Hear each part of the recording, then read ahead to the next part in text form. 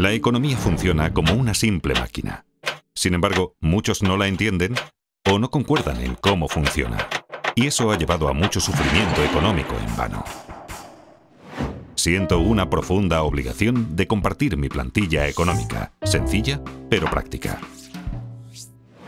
Aunque no es convencional, me ayudó a predecir y eludir la crisis financiera mundial. Y me sirve bien ya hace más de 30 años. Comencemos.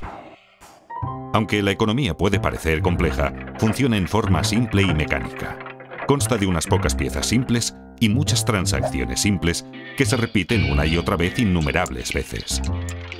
Estas transacciones son impulsadas más que nada por la naturaleza humana y crean tres fuerzas principales que mueven la economía. 1. Incremento de la productividad. 2. El ciclo de deudas a corto plazo. 3.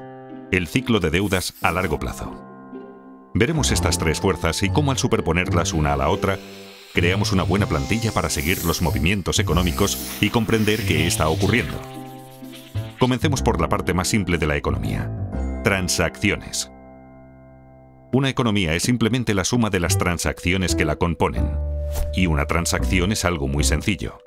Todo el tiempo hacemos transacciones. Cada vez que compramos algo, creamos una transacción. Cada transacción consiste en un comprador que canjea dinero o crédito a un vendedor por mercancías, servicios o activos financieros. El crédito se gasta como el dinero. De modo que sumando el dinero gastado al crédito gastado, sabemos el gasto total. El gasto total impulsa la economía. Si dividimos la suma gastada por la cantidad vendida, obtenemos el precio. Y eso es todo. Esto es una transacción. Es el pilar de la máquina de la economía. Los ciclos y fuerzas de una economía son impulsados por transacciones. Así que si entendemos las transacciones, entendemos toda la economía. Un mercado consta de todos los compradores y todos los vendedores que realizan transacciones con lo mismo.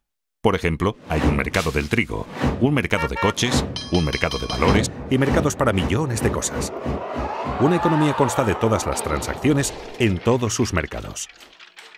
Si sumamos el total de gastos y la cantidad total vendida en todos los mercados, tenemos todo lo que necesitamos saber para entender la economía. Es así de simple. Las personas, empresas, bancos y gobiernos, todos participan en transacciones como describí anteriormente. Canjean dinero y crédito por mercancías, servicios y activos financieros. El mayor comprador y vendedor es el gobierno, compuesto por dos partes importantes: un gobierno central que recauda impuestos y gasta dinero, y un banco central, que es diferente de otros compradores y vendedores porque controla la cantidad de dinero y de crédito en la economía. Lo hace influyendo en las tasas de interés e imprimiendo dinero nuevo. Por estas razones, como veremos, el Banco Central es un actor importante en el flujo del crédito. Ahora pongamos atención en el crédito. El crédito es la parte más importante de la economía y probablemente la menos comprendida. Es la parte más importante porque es la mayor y la más volátil. Así como compradores y vendedores van al mercado a hacer transacciones, también los prestadores y los prestatarios. Los prestadores suelen querer convertir su dinero en más dinero. Y los prestatarios suelen querer comprar algo que no pueden pagar, como una casa o un coche, o quieren invertir en algo como iniciar una empresa. El crédito puede ayudar tanto a prestadores como a prestatarios a obtener lo que desean. Los prestatarios prometen devolver la suma prestada llamada el capital, más una suma adicional llamada interés. Cuando las tasas de interés son altas, se toman menos préstamos porque son caros. Cuando las tasas de interés son bajas, se toman más préstamos porque son más baratos. Cuando los prestatarios prometen devolver el préstamo y los prestadores les creen, se crea el crédito. Dos personas cualesquiera pueden acordar el crear crédito de la nada. Esto parece bastante sencillo, pero el crédito es escurridizo porque tiene nombres diferentes. Una vez generado el crédito, se convierte de inmediato en deuda. La deuda es un activo para el prestador y un pasivo para el prestatario. En el futuro, cuando el prestatario devuelva el préstamo con intereses, activo y pasivo desaparecerán y la transacción queda saldada. Entonces, ¿Por qué es el crédito tan importante? Porque cuando un prestatario obtiene crédito, puede aumentar sus gastos. Y hay que recordar, el gasto impulsa la economía. Eso es porque el gasto de una persona es el ingreso de otra persona. Pensemos que cada dólar que gastamos, alguien lo gana. Y cada dólar que ganamos fue gastado por alguien. Así que cuando gastamos más, alguien gana más. Cuando los ingresos de alguien aumentan, los prestadores están más dispuestos a prestarle dinero porque ahora es más digno de crédito. Un prestatario digno de crédito tiene dos cosas: la capacidad de devolver el préstamo y un aval. Tener ingresos altos comparados con la deuda le permite devolver dinero. En caso de no poder hacerlo, tiene activos valiosos como aval que pueden venderse. Esto hace que los prestadores se sientan cómodos al prestarle dinero. Así, mayores ingresos permiten tomar más préstamos, que a su vez permiten mayores gastos. Y como los gastos de una persona son los ingresos de otra, esto lleva a más préstamos y así sucesivamente. Esta conducta se realimenta y conduce al crecimiento económico. Y por eso tenemos ciclos. En una transacción hay que dar algo para obtener algo. Y cuánto obtenemos depende de cuánto producimos. Con el tiempo aprendemos y esos conocimientos acumulados elevan los niveles de vida. A esto lo llamamos crecimiento de la productividad. Quienes son creativos y trabajan duro aumentan su productividad y sus niveles de vida con mayor rapidez que aquellos complacientes y perezosos. Aunque no necesariamente a corto plazo. La productividad cuenta más a largo plazo. El crédito a corto plazo. Esto es porque el crecimiento de la productividad no fluctúa mucho, así que no es un propulsor importante de los vaivenes económicos.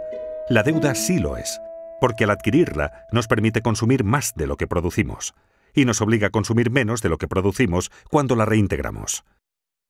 Los vaivenes de la deuda siguen dos grandes ciclos. Uno de entre 5 a 8 años, y el otro de entre 75 a 100 años aproximadamente. Aunque la mayoría de la gente siente los vaivenes, habitualmente no los ve como ciclos porque los ve demasiado de cerca, día a día, semana a semana. En este capítulo daremos un paso atrás para ver estas tres grandes fuerzas y cómo interactúan para crear nuestras experiencias. Vimos que los vaivenes alrededor de la línea no surgen de cuánta innovación o trabajo arduo hay, sino sobre todo de cuánto crédito hay. Imaginemos por un momento una economía sin crédito. En esta economía solo puedo aumentar mis gastos si aumento mis ingresos, lo cual me exige ser más productivo y trabajar más. Una productividad mayor es el único camino hacia el crecimiento.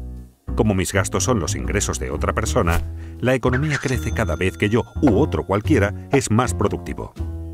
Si seguimos las transacciones y las mostramos, vemos una progresión como la línea de crecimiento de la productividad. Pero como tomamos préstamos, tenemos ciclos. Esto no surge de ninguna ley o reglamento, sino de la naturaleza humana y de cómo funciona el crédito. Pensemos en tomar préstamos como estirar los gastos hacia adelante. Para comprar algo que no podemos permitirnos, hay que gastar más de lo que se gana. Para ello, debemos tomar prestado de nuestro propio futuro. Así, creamos un tiempo en el futuro en el que deberemos gastar menos de lo que ganamos para poder devolverlo. Muy rápidamente se asemeja a un ciclo. En esencia, cada préstamo que tomamos crea un ciclo. Esto es tan cierto para un individuo como para la economía. Por eso es tan importante entender el crédito, porque pone en marcha una serie de acontecimientos futuros, mecánicos y predecibles. Esto diferencia el crédito del dinero. El dinero es aquello con que saldamos transacciones. Cuando compramos una cerveza con efectivo, la transacción queda saldada de inmediato. En cambio, si la compramos con crédito, es como abrir una cuenta en el bar. Prometemos pagar en el futuro. Y junto al barman, creamos un activo y un pasivo. Acabamos de crear crédito de la nada. Solo más tarde, al pagar la cuenta del bar, desaparecen el activo y el pasivo.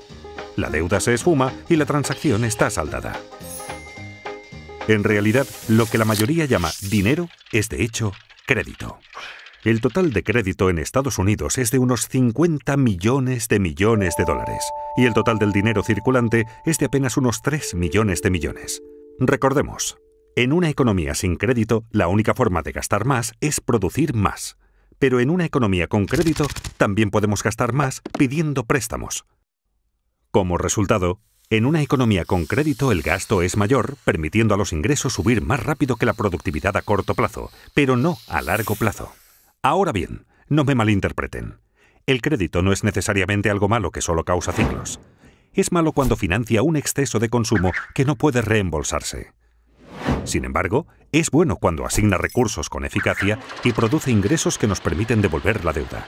Por ejemplo, si tomamos un préstamo para comprar una televisión grande, el aparato no genera ingresos para que devolvamos lo prestado. Pero si tomamos un préstamo para comprar un tractor y así poder cosechar mayores cultivos y ganar más dinero, podremos devolver lo prestado y mejorar nuestro nivel de vida. En una economía con crédito, podemos seguir las transacciones y ver cómo el crédito genera crecimiento. Veamos un ejemplo. Imaginemos que ganamos $100.000 anuales y no tenemos deuda alguna. Entonces, si nos prestan $10.000, supongamos que en una tarjeta de crédito podríamos gastar $110.000, aunque en realidad solo ganamos $100.000. Como mis gastos son los ingresos de otro, alguien está ganando $110.000. La persona que está ganando $110.000 sin tener deuda alguna puede tomar prestados $11.000 y así gastar $121.000, aunque en realidad solo ganó $110.000. Sus gastos son los ingresos de otro, y siguiendo las transacciones podemos comenzar a ver cómo este proceso sigue una pauta que se refuerza a sí misma. Pero recordemos, tomar préstamos crea ciclos. Y si el ciclo sube, en algún momento deberá bajar. Esto nos lleva al ciclo de deuda a corto plazo. Cuando aumenta la actividad económica, vemos una expansión. La primera fase del ciclo de deudas a corto plazo. El gasto sigue creciendo y los precios comienzan a subir. Esto ocurre porque el mayor gasto es alimentado por el crédito, que puede crearse instantáneamente de la nada. Cuando el gasto y el ingreso aumenta más rápido que la producción de bienes, los precios suben. La subida de precios se llama inflación. El Banco Central no desea demasiada inflación porque causa problemas. Al ver que los precios suben, el banco sube las tasas de interés. Con tasas de interés más altas, menos personas pueden permitirse tomar préstamos y el coste de las deudas existentes sube. Por ejemplo, suben los pagos mensuales de nuestras tarjetas de crédito. Como la gente toma menos prestado y tiene que pagar más por sus deudas, tienen menos dinero disponible para gastar y el gasto se ralentiza. Y como los gastos de una persona son los ingresos de otra, los ingresos bajan y así sucesivamente. Cuando la gente gasta menos, los precios bajan. Eso se llama deflación. La actividad económica disminuye y tenemos una recesión. Si la recesión se torna demasiado grave y la inflación ya no es un problema, el Banco Central bajará las tasas de interés para que todo vuelva a remontar. Con tasas de interés bajas, los reintegros de las deudas se reducen, se toma más prestado y se gasta más, y vemos otra expansión. Como vemos, la economía funciona como una máquina. En el ciclo de deuda a corto plazo, el gasto se restringe solo por la voluntad de prestadores y prestatarios de dar y recibir crédito. Cuando el crédito se obtiene con facilidad, hay expansión económica. Cuando no se obtiene fácilmente, hay una recesión. Y atención, este ciclo es controlado en primer lugar por el Banco Central. El ciclo de deuda de corto plazo suele durar de 5 a 8 años y se repite una y otra vez durante décadas.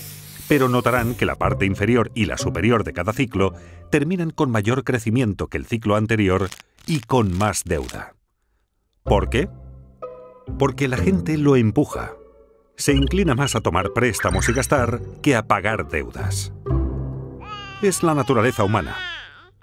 Por eso mismo, a la larga, las deudas crecen más rápido que los ingresos, creando el ciclo de deudas a largo plazo. Aunque la gente está más endeudada, los prestadores dan crédito con mayor facilidad. ¿Por qué? Porque todos consideran que las cosas van muy bien. La gente piensa solo en los acontecimientos recientes. ¿Y qué fue lo que ocurrió recientemente? Los ingresos subieron. Los valores de los activos suben. El mercado bursátil ruge. Es un boom. Conviene comprar mercancías, servicios y activos financieros con dinero prestado. Cuando la gente hace mucho de eso, le llamamos una burbuja. De modo que aunque las deudas hayan ido creciendo, los ingresos han crecido casi tan rápido como para compensarlas. A la relación entre deuda e ingresos la llamaré carga de la deuda. Mientras los ingresos sigan subiendo, la carga de la deuda se mantiene manejable. Simultáneamente, los valores de los activos suben vertiginosos. La gente toma préstamos gigantescos para comprar activos para inversión y hace que su precio suba aún más. La gente se siente rica. De modo que hasta con muchísima deuda acumulada, los ingresos y los activos en alza ayudan a los prestatarios a mantenerse dignos de crédito por mucho tiempo. Obviamente es algo que no puede continuar para siempre. Y no ocurre. Con las décadas, la carga de la deuda aumenta lentamente y crea reembolsos crecientes. Cuando estos reembolsos comienzan a crecer más rápido que los ingresos, obligan a la gente a recortar sus gastos. Y como los gastos de una persona son los ingresos de otra, los ingresos comienzan a bajar, lo que convierte a la gente en menos digna de crédito y reduce los préstamos tomados. Los pagos para saldar deudas continúan subiendo, haciendo que los gastos caigan más aún y el ciclo se invierta. Este es el cenit de la deuda a largo plazo. Las cargas de la deuda se han vuelto demasiado grandes. En Estados Unidos, Europa y buena parte del mundo, esto ocurrió en 2008. Ocurrió por la misma razón que en Japón en 1989 y en Estados Unidos en 1929. La economía comienza ahora a desapalancarse. En esta fase, la gente reduce el gasto, el ingreso baja, el crédito desaparece, los activos caen, los bancos sufren, las bolsas se desmoronan, las tensiones sociales aumentan y todo comienza a realimentarse en el sentido opuesto. A medida que caen los ingresos y suben los pagos por deudas, los prestatarios quedan restringidos. Ya sin derecho a crédito, sus créditos se agotan y ya no pueden tomar suficiente dinero prestado para saldar sus deudas. Desesperados, los prestatarios se ven obligados a vender activos. La fiebre de ventas inunda el mercado. Aquí es donde colapsa la bolsa. El mercado inmobiliario se hunde y a los bancos se les complican las cosas. Cuando los activos bajan de precio, bajan los valores de los avales de los prestatarios. Esto hace que los prestatarios merezcan aún menos crédito. La gente se siente pobre. El crédito desaparece rápidamente. Menos gasto, menos ingreso, menos riqueza, menos crédito, menos préstamos tomados y así sucesivamente. Es un círculo vicioso. Se asemeja a una recesión, pero la diferencia aquí es que no se pueden bajar las tasas de interés para salvar la situación. En una recesión, la baja de tasas estimula la toma de préstamos. Pero en un desapalancamiento, bajar las tasas no sirve, pues las tasas de interés ya están bajas y llegan pronto al 0%. Así que se acaba el estímulo. Las tasas de interés en Estados Unidos llegaron al 0% durante el desapalancamiento de la década de 1930 y nuevamente en 2008. La diferencia entre una recesión y un desapalancamiento es que en este, la carga de la deuda sobre los prestatarios creció demasiado y no pudo aliviarse bajando las tasas de interés. Los prestadores comprenden que deudas tan excesivas no pueden ser devueltas totalmente. Los prestatarios perdieron su capacidad de pagar y sus avales perdieron valor. Se sienten paralizados por la deuda y ya no quieren más. Los prestadores dejan de prestar. Los prestatarios dejan de tomar prestado. Pensemos en la economía como indigna de crédito. Como una persona. ¿Qué hacer entonces con el desapalancamiento? El problema es que las cargas de las deudas son muy altas y deben bajar. Hay 4 formas en que esto puede ocurrir. 1. Personas, empresas y gobiernos recortan sus gastos. 2. Se reducen las deudas mediante moratorias y reestructuras. 3. La riqueza se redistribuye de los que tienen a los que no tienen. 4. El Banco Central imprime dinero nuevo. Estas 4 formas ocurrieron en cada desapalancamiento de la historia moderna. Es habitual recortar primero los gastos. Como vimos, personas, empresas, bancos y hasta gobiernos se ajustan el cinturón y recortan gastos para poder pagar sus deudas. Esto se llama con frecuencia austeridad. Cuando los prestatarios dejan de contraer nuevas deudas y comienzan a pagar las deudas viejas, puede esperarse que la carga de la deuda baje. Pero ocurre lo contrario. Como se recorta el gasto, y el gasto de una persona es el ingreso de otra, esto hace que los ingresos caigan más rápido de lo que se saldan las deudas, y así la carga de la deuda, de hecho, empeora. Como vimos, este recorte del gasto es deflacionario y doloroso. Las empresas están forzadas a reducir costes, lo que significa menos empleos y mayor paro. Esto lleva a la etapa siguiente. Deben reducirse las deudas. Muchos no pueden pagar sus préstamos y las deudas del prestatario son el activo del prestador. Cuando los prestatarios no pagan al banco, la gente teme que el banco no pueda pagarle lo suyo y corre a retirar su dinero del banco. Los bancos quedan restringidos y la gente, las empresas y los bancos dejan de pagar sus deudas. Esta grave contracción económica es una depresión. Buena parte de una depresión consiste en descubrir que lo que suponíamos era nuestra riqueza no está. Volvamos al bar.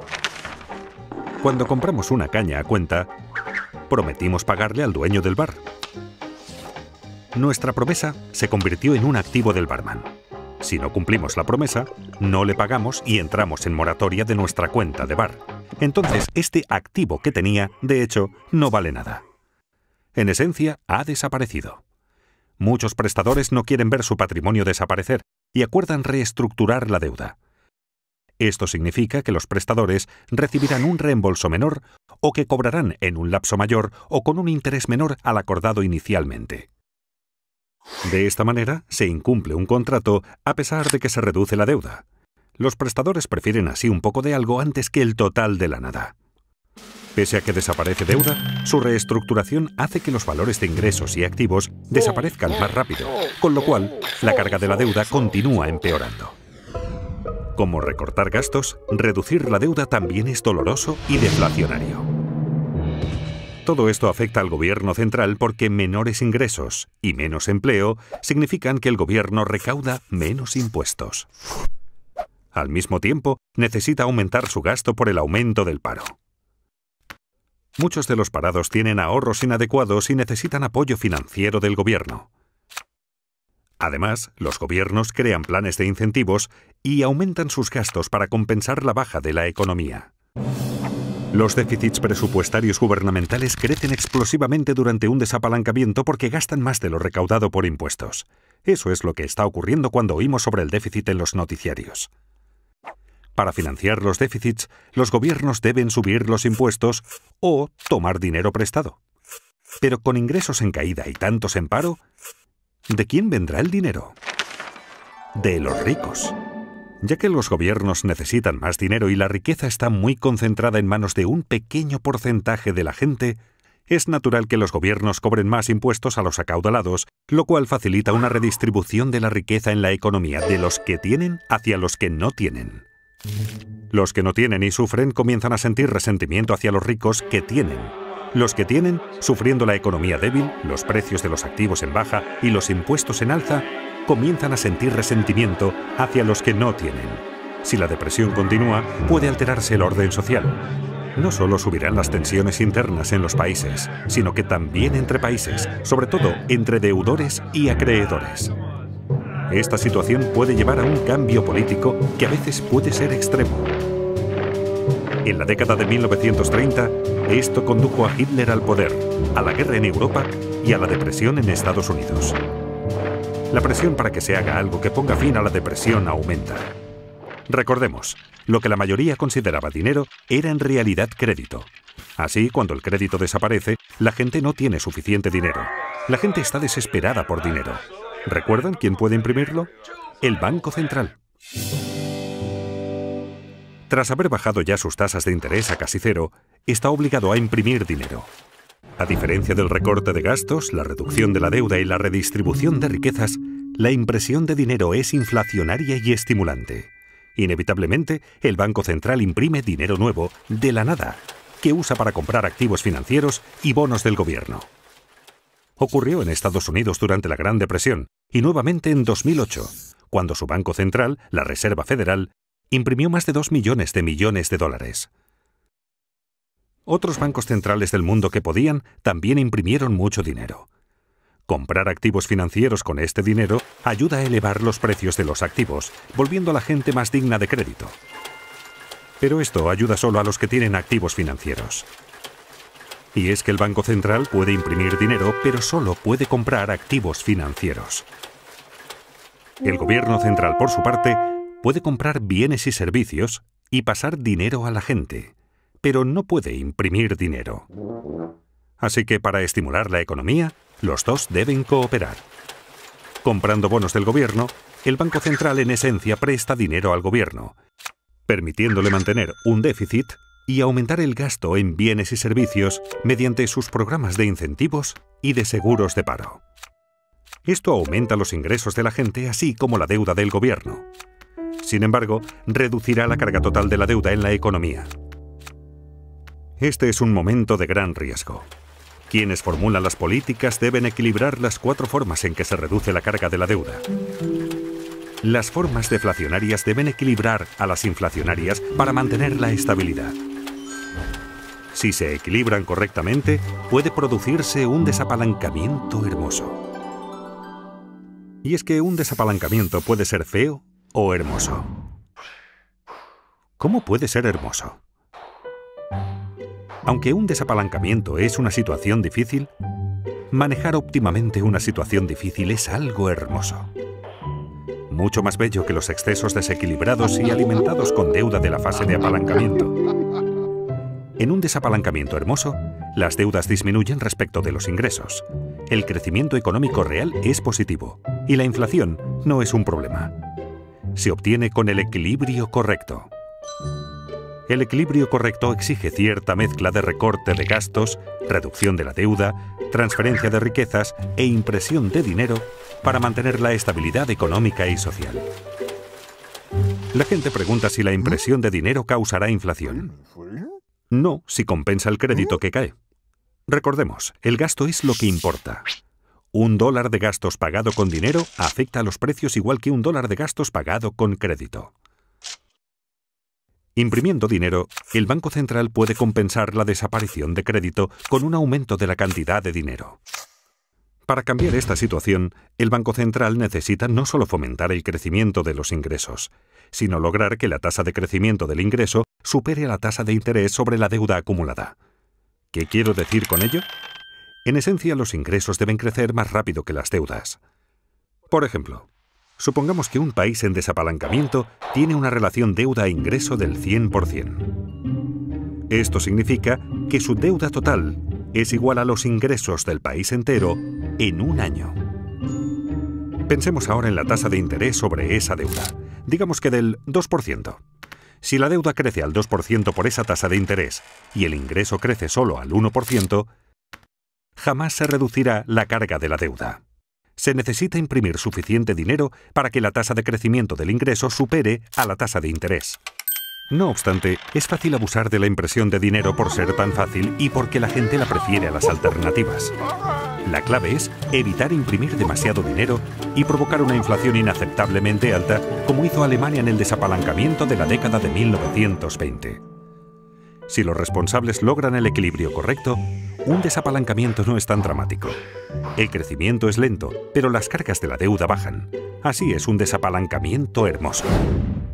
Con los ingresos en alza, los prestatarios comienzan a parecer más dignos de crédito. Y cuando esto ocurre, los prestadores vuelven a prestar. Las cargas de las deudas comienzan por fin a bajar. Al poder tomar préstamos, la gente puede gastar más. La economía comienza ahora a crecer nuevamente hacia la fase de reflación del ciclo de deudas a largo plazo. Aunque el desapalancamiento puede ser horrible si se maneja mal, cuando se maneja adecuadamente, solucionará el problema. Lleva unos 10 años o más el que las cargas bajen y la actividad económica retorne a la normalidad. Y de ahí la expresión década perdida. En conclusión, por supuesto, la economía es un poco más compleja de lo que esta plantilla sugiere. Pero superponiendo el ciclo de deuda a corto plazo al de deuda a largo plazo, y a ambos encima de la línea de crecimiento de la productividad, obtenemos un modelo razonable para ver dónde hemos estado, dónde estamos y hacia dónde es probable que vayamos. En resumen, hay 3 reglas prácticas que me gustaría que les quedaran de esta charla. La primera, que la deuda no crezca más rápido que los ingresos, porque las cargas de la deuda terminarán aplastándonos. La segunda, que los ingresos no crezcan más rápido que la productividad, porque eso nos hará no competitivos.